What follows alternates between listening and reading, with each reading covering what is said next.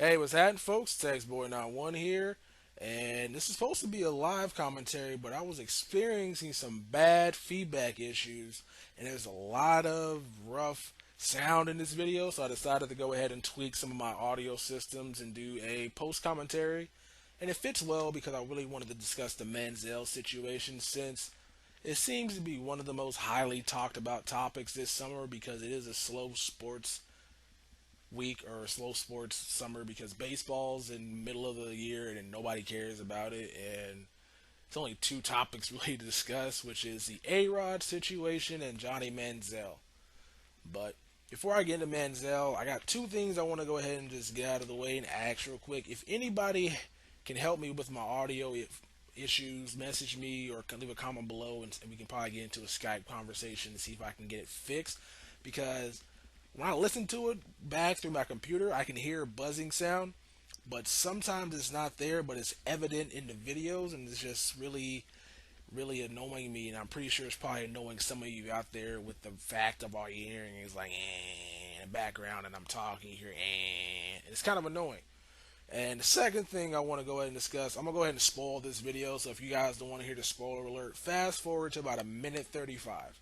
But I get my ass kicked. This guy is good. He whoops me fair and square. I had no complaints. Dude did everything right, and I couldn't get anything going. But now that we got that out the way, let's go ahead and discuss this Manziel situation. For those that have opinions on it, feel free to voice them in the comment section below, and just be respectful. Don't be calling anybody any types of names if you don't agree with them. See, I don't like that whole debate aspect, but I'll discuss that later. Alright, so let's go ahead and get into it. If you guys don't know anything about Johnny Manziel situation, I don't even know why you're on my channel. I feel like you watch college football, and if you don't know anything, you've been under a rock. But Johnny Manziel is being accused by three different brokers over the past week for taking money from them, and they got access to his autograph, and they could sell his memorabilia that he signed, such as helmets, jerseys, pictures, etc., etc., all the stuff that athletes sell nowadays in the NFL, but they have the right to. So the big problem with that is that the NCAA doesn't want any athletes making money while they're in college because they feel that they're in a academic institution and they're already getting paid as it is in education, and that they need to basically play on the field and have the chance to play in the NFL, which is what they're giving them. But the big deal, which everybody's jumping to conclusions without giving Johnny Manziel his due process, everybody already assumes he's guilty. And that's just because the second broker actually came out and said he has video of Johnny Manziel signing this stuff. But the biggest cog that everybody seems to be missing is that there's no paper trail. Like the third broker says he has a check, but until they prove that there is a check, there's no paper trail. If there's no paper trail, Johnny Manziel is innocent as he was, whether or not he took the money or not. So you got to show people the money because all it is hearsay currently. I could easily comb through the internet probably right now, find Johnny Manziel in a city or at a basketball game, signing somebody's autograph on camera because it's 2013. Everybody records everything, and you could probably find a video on YouTube that has like 15 views of Johnny Manziel signing some stuff for some fans or some fans of A&M, and easily swing that to say Johnny Manziel, so he'll sign this stuff for me, and I can sell it. But before he'll sign it, I gotta give him $20, and it's like it's I can just make that up, and I have no validity behind it, and I can't prove that he actually took the cash from me unless I have a receipt or an invoice or a contract that says my name is Johnny Manziel and I agree to sign 200 items and you're gonna pay me $25,000. So if there's no paper trail, the dude can't be guilty. It's like a criminal going to court and being convicted of murder, but the guy only thing that was apparent in the criminal trial was that the guy was there at the murder scene, but there's no gun, no DNA, no bullets, no nothing.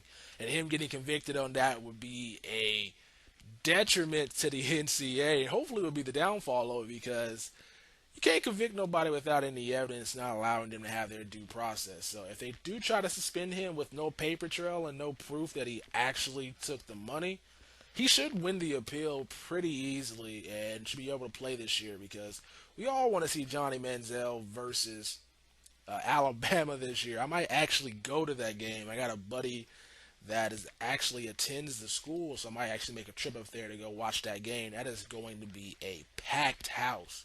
So I want to see that game, but and for hypothetical reasons, just want to just have a conversation here. Let's just say he did take the money.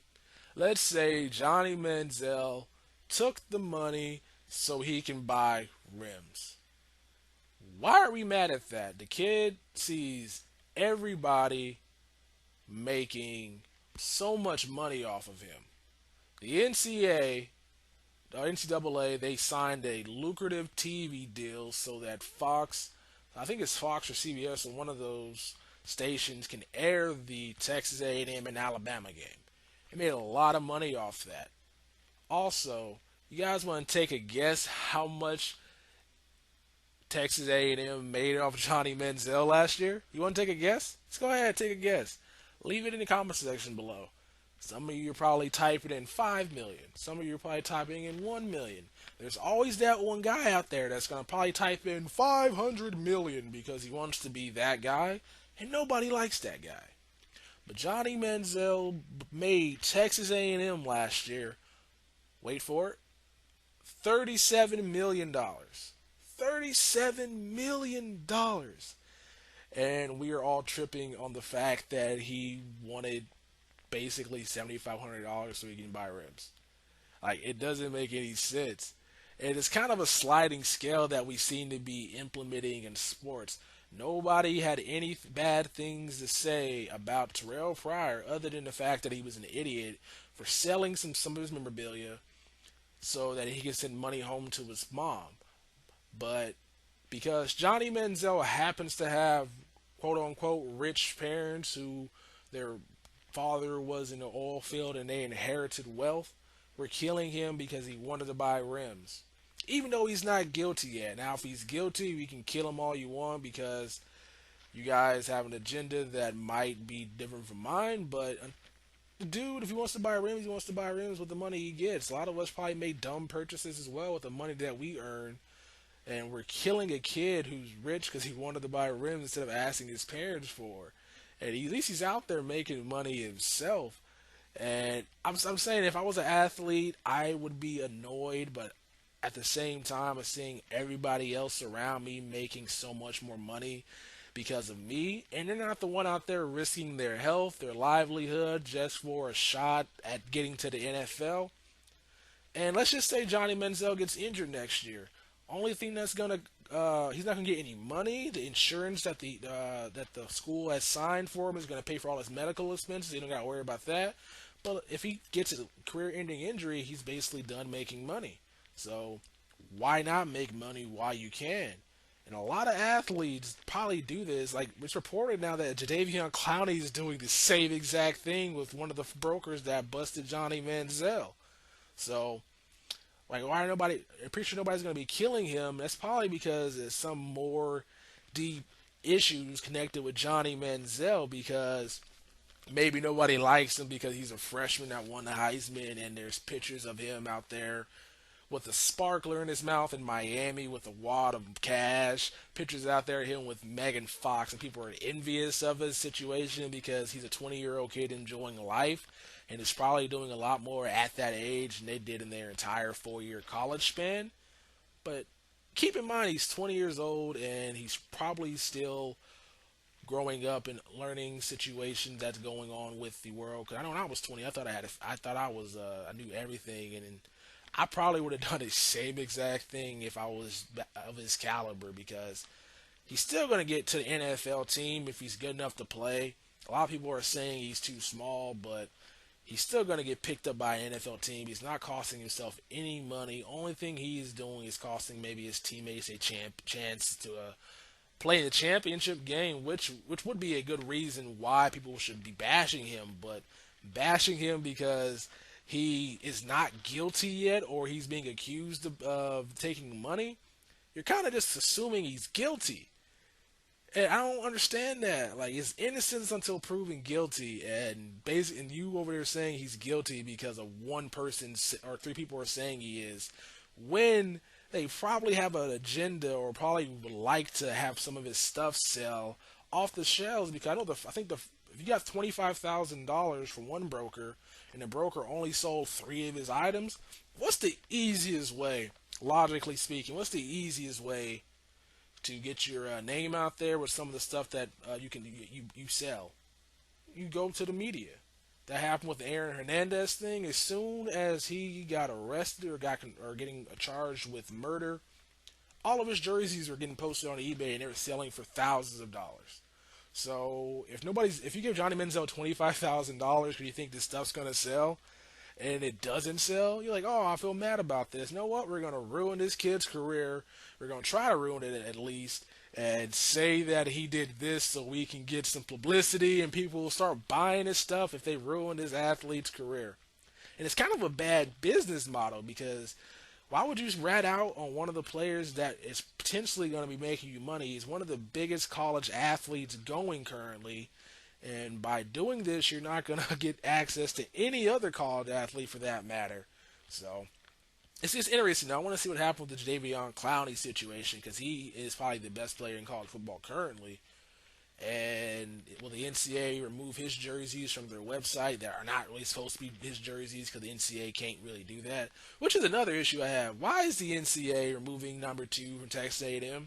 It's not supposed to reflect Johnny Manziel, allegedly. They said that's supposed to just reflect, what is it? It's just the number 2 player that they had jerseys for. So that's interesting. That might be a case in itself because they did say they were going to remove his jersey from all the team stores. That's funny in my opinion. It's stupid, but it's funny. It's like with the Reggie Bush incident. He's going to vacate it. We all know he wears number 2. It's like, nah. So I hope Johnny Manziel gets off of the situation. All you out there dogging him look like fools for just jumping to conclusions because without the money, you can't prove he's guilty. That is the burden of the fact or something. I don't know what term I'm trying to use there. But without that, the dude is still innocent. And once they provide that, my opinion on it might change. But I don't blame the kid out there for seeing a rule he doesn't agree with that's stupid and breaking it. It's the same thing with people who smoke marijuana.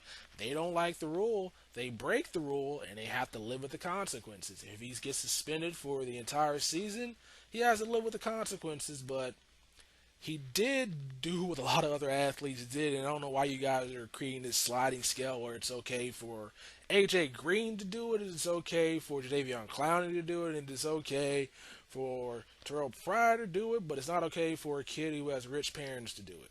Doesn't make any sense. The same bleeping thing.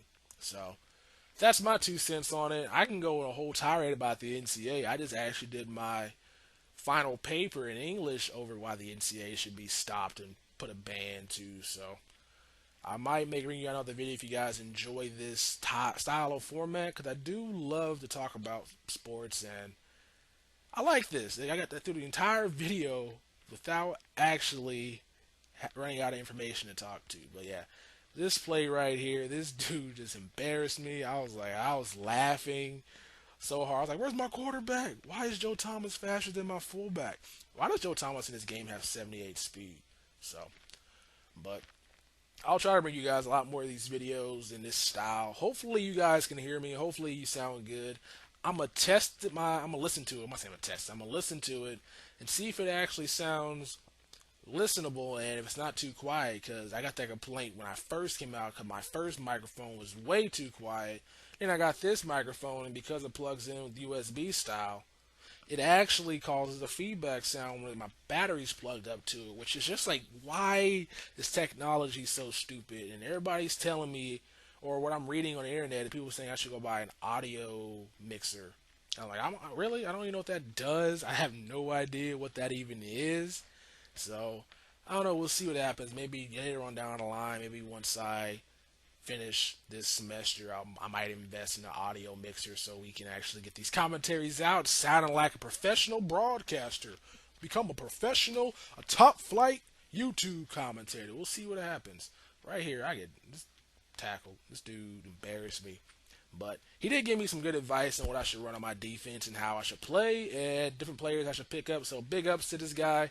Don't know his gamer tag, as I probably said before, but I don't mind losing to the people like this. Dude played well, and I probably should have ran the ball on his three-man front, but I don't happen to have a under center playbook, so I gotta go pick one up. I'm gonna try Georgia's playbook next, and I'm gonna try Auburn's, and I'm gonna try Texas A&M, and we'll see which one I like better. But I will bring you guys another one of these videos, live commentary. Hopefully, if the audio is good, you guys will let me know. And like I said, if you guys can help me fix my audio, leave a comment in the section below, and we will work out an arrangement to contact each other and fix the issue at hand. But Johnny Manziel is not guilty as of now. He may later be on guilty, but until that happens, give that man his due process and stop making a sliding scale for your moral high ground and saying it's good for this guy, bad for that guy, good for this guy, bad for that guy, because you end up looking like a fool and being really, really inconsistent in your appraisal of the entire situation. So that's all I got. Hope you guys enjoyed. Leave a thumbs up if you did, and I will bring you guys more videos of this format. And I'm out this mother bleeper. Peace. Johnny Manziel is my